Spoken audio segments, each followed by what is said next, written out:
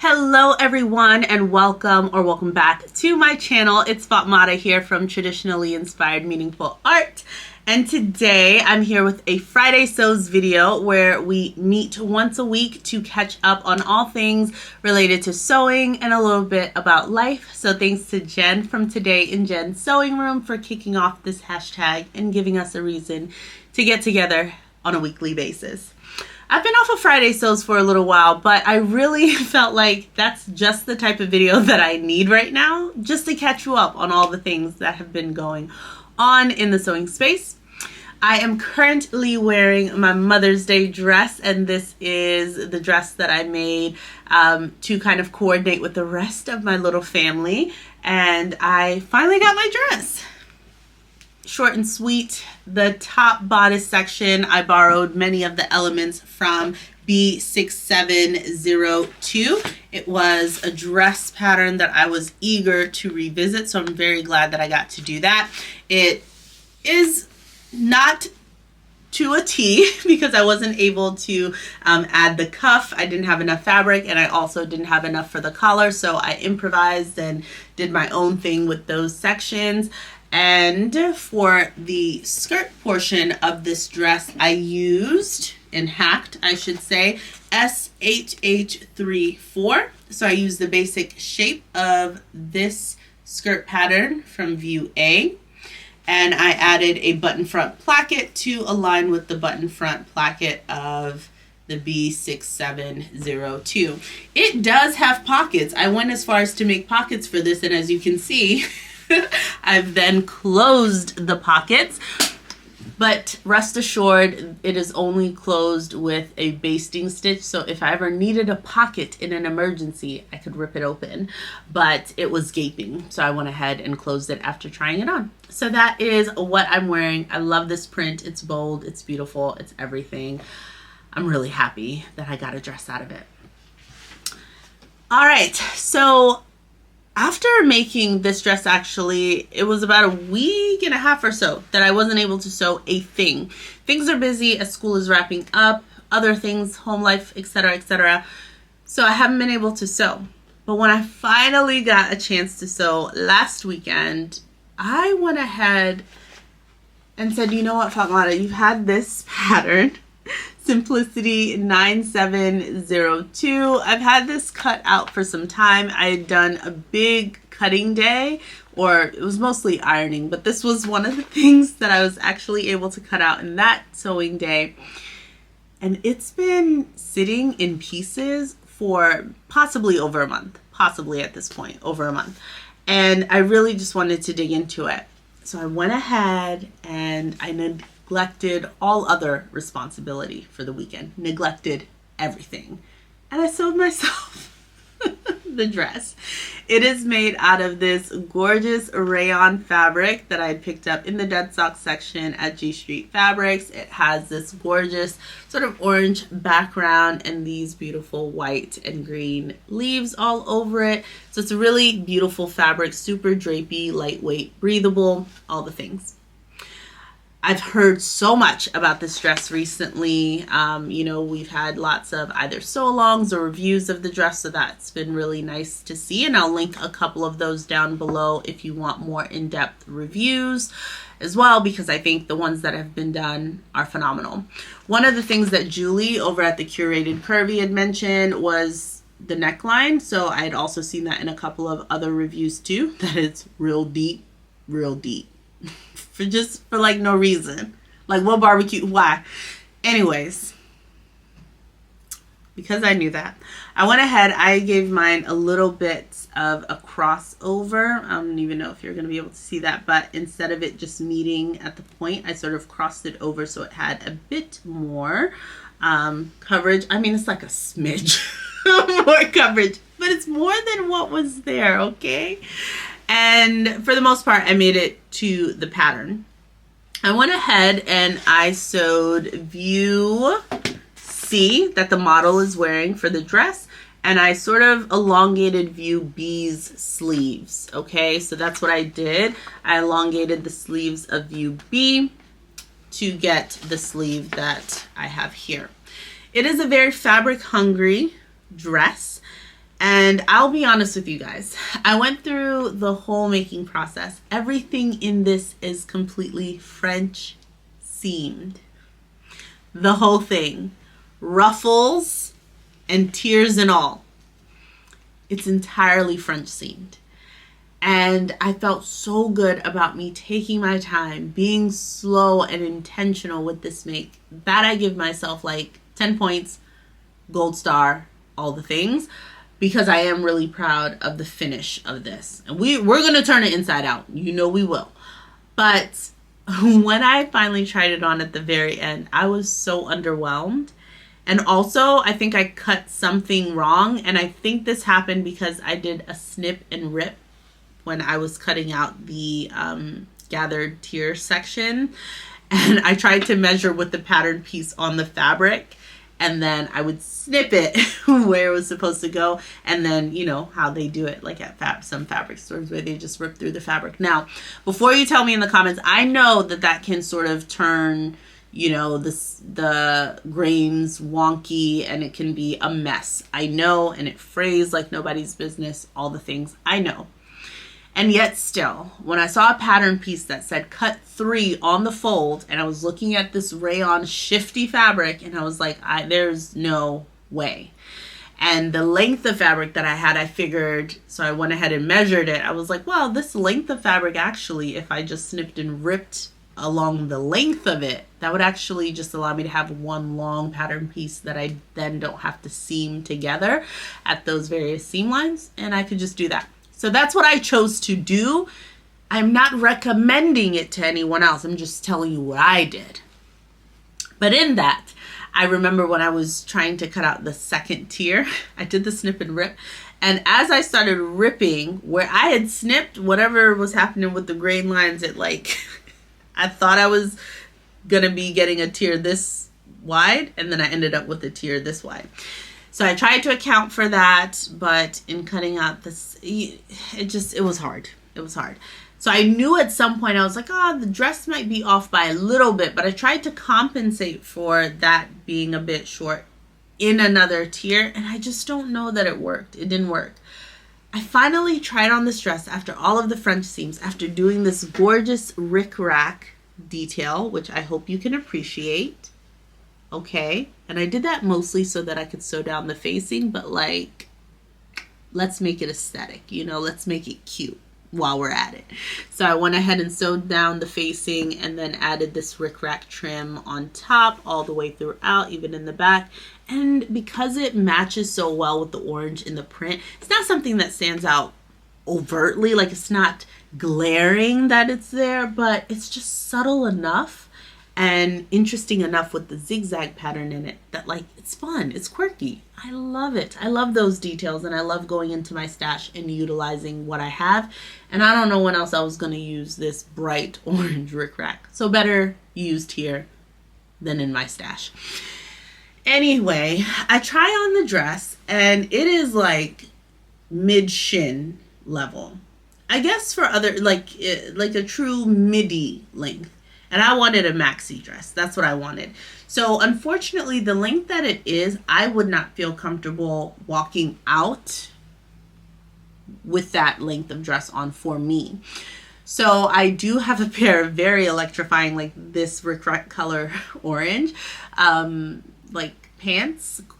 And I was able to wear those under it. And that I like more, but that means that I would then have to wear pants with this dress. So I was a little bit disappointed in that, or leggings or something. I did wear it this past weekend. So I made myself wear it and do my errands and whatnot. And I think I just wore leggings under it. Leggings and a dress is not necessarily the aesthetic that I love, especially for a big, billowy, floaty dress like this. But it is cool to wear. It doesn't really touch the skin at all. It just floats. It's gorgeous. And I love that I got to utilize this print. It's soft.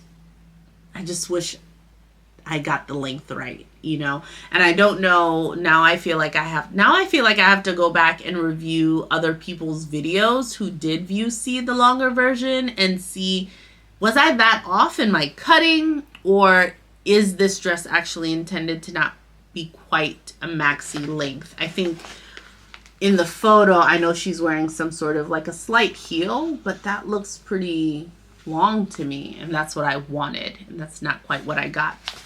So because I wouldn't be able to wear it in the way that I would want for it to just be easy breezy and I don't have to feel like I need to pair it with something for those reasons, it just fell quite short. And after the hours that I spent with all of the, you know, like gathering all of these wide panels for the tiers and doing the French seams throughout, which I know were my choices, but it drained a lot out of me to not then love the dress. So that is my experience with S9702. I would just double check the length. You know, I'm sure you all will cut it out properly, not the snip and rip method like I do. I live on the edge, but also just don't have the time. Anyway, so that was that dress. So moving on from there, I was like, I need something that is going to not give me a headache. I want a quicker, like a fun and easier make. And I had told my cousin that I would be willing to make her some things. So one of the things that I had her pick out on, what day was that? On Tuesday night, I had her pick out one of the patterns for my stash for one of the stretch fabrics that we picked up, one of the knits.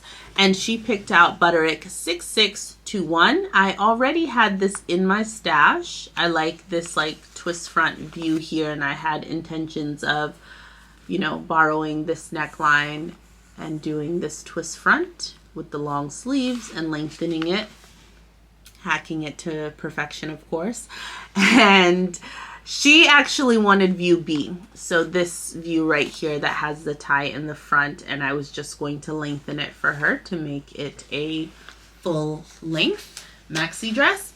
And she went with the teal fabric, the teal knit that we recently picked up at G Street Fabrics. So I made her a dress out of that.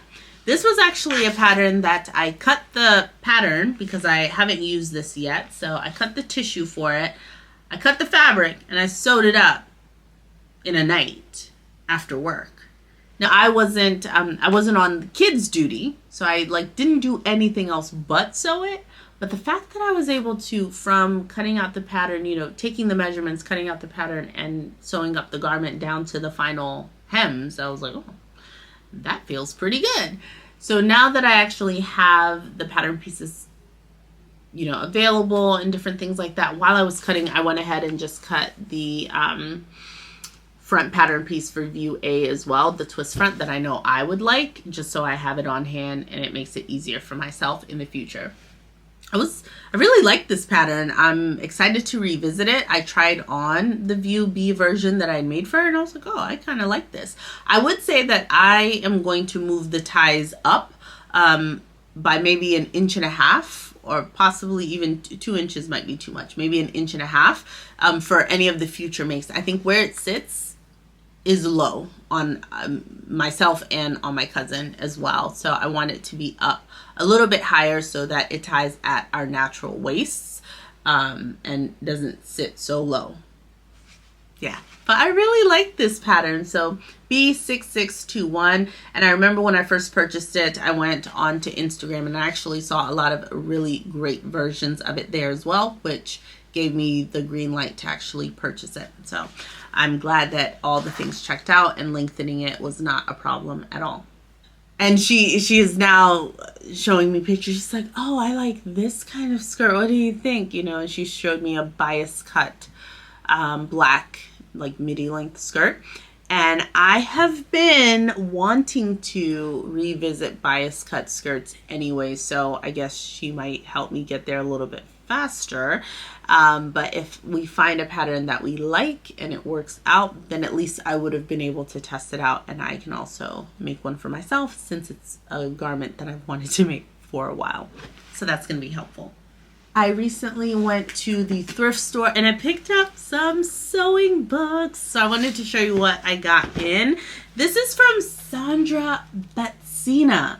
And I know her name because I've listened to like Threads magazine, their podcast, and I feel like her name comes up or on like Love to Sew podcast, right? So this is Fabric Savvy, and it's just a book. I haven't actually been able to go through it, I'll be honest. I just picked it up today. So it goes through all different types of fabrics. It tells you the facts, the types of needles that you might want to use, the pressing, the top stitching. And it's just like a great encyclopedia of all the things. It shows you images. So I think this is going to be a nice one to have on hand with some tips, some dependable, timeless information, a treasure trove. I'm trying to build up like a good database of resources for myself. And everyone's been talking about the books. So I got this book, and I got it for $4.49. I think it's worth it. Then I got 501 Sewing Hints. It's by Nancy Zeman, and this is another name that I've heard in the sewing sphere. And these are just great sort of, hints, tips, anything from equipment, sewing on collars. There are diagrams, images, all the things. So very, very cool. I like the book. I like the different sections, and I think it's like gonna be a fun read.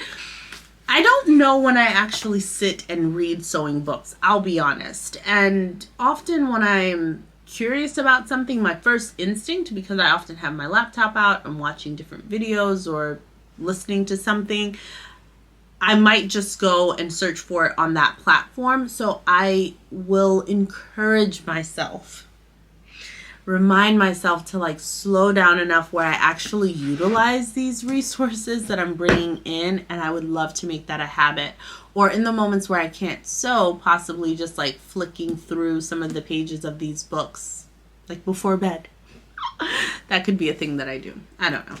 Then the final book that I picked up was The Vogue and Butterick Step-by-Step Guide to Sewing Techniques. Vogue and Butterick together? Yes, I will. So it has more than 500 fundamentals in a variety of areas. And this is from the editors of Vogue and Butterick Patterns. I just think that that's stunning. So they have tons of tips, lots of nice black and white sort of images. I mean, it's like a textbook, right? Like, look how thick this is. Tons of diagrams on all sorts of amazing things that you would want to know about. So I think I got some great additions to my sewing book collection, and I'm hopeful that I'll actually utilize them when the time is right, of course. Now, I'm thinking about what's ahead. I really do feel like I still need to ease back into sewing after making this dress. Like, I'm not really rushing towards another intense gathered monstrosity. Okay, so what I would like to do is continue focusing on knits. So I think I'm gonna just see what's next on the list for my cousin. If she wants another one of her knits made up, we might do that. And in addition, we are about to come into a long weekend this weekend, and I'm excited about that. I have a big program that I'm sort of leading, hosting a paint workshop on Saturday, and then Sunday and Monday, I don't know yet what if the rest of my family has plans for me, but I would love to just spend it just like cleaning up house, sewing, getting ready for the rest of the week. And if I could work on some knit projects just to get my feet wet, get me back in the mood for sewing, I think that would be lovely. Like, that's what I would want to do, and knock out some projects, get some good wins under my belt, and possibly test out that twist front version right there, view A. I think that could be really fun. But I'm also itching to revisit M8147. I want to make a dress version of this. I picked up this incredible dark teal rayon voile fabric, was it? I can't wait to use it. And I think this is the pattern that I want to use with it. So I have lots to think about, lots to consider, but I'm really excited about it. And I hope that you are in for a lovely weekend as well and get some creativity in. We all deserve a little bit of that. Carve out some you time. So that's about all from me today. I hope you've enjoyed these updates, and I cannot wait to show you what I'm up to later on. At the end of this month, I hope to do a Me Made May recap where I kind of go through everything that I've been wearing, but if you want to catch it sort of on a daily basis, I've been posting them over on my Instagram at Tima by FK over there as well, if you want to check that out. But otherwise, have a wonderful weekend, and I hope that you get to do something creative. Bye-bye.